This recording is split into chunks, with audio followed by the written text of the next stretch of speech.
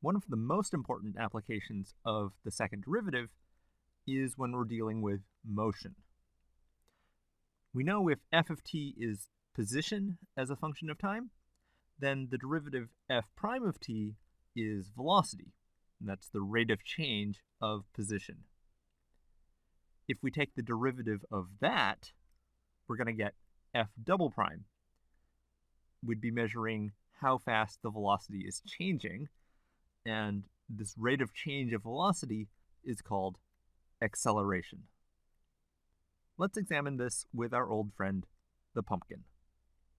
Here, f of t is measuring height, and the graph of f of t, well, it goes up and then down as we throw the pumpkin.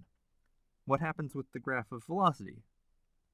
Well, we start with an initial upward or positive velocity at time 0, and then as the pumpkin goes up, the velocity gets slower. And then the velocity is 0 when the pumpkin reaches the top, and then the velocity is negative, and then more negative. Now, acceleration is the derivative of this function.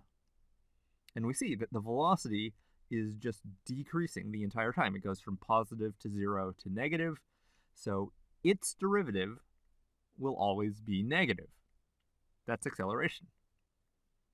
And the minus sign means that the acceleration is in the downward direction. What does that mean practically? Well, in the first part of the trajectory, the velocity, which we'll denote with v, that's upwards. And we said that the acceleration, a, is downwards. So that's the opposite direction from the velocity. And the opposite direction means that the pumpkin is decelerating. It's slowing down.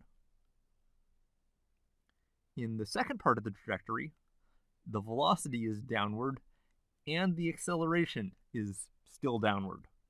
So they're together, they're pointed in the same direction, and that means that the pumpkin is gaining more and more downward velocity. It's accelerating downward. And that is our second derivative.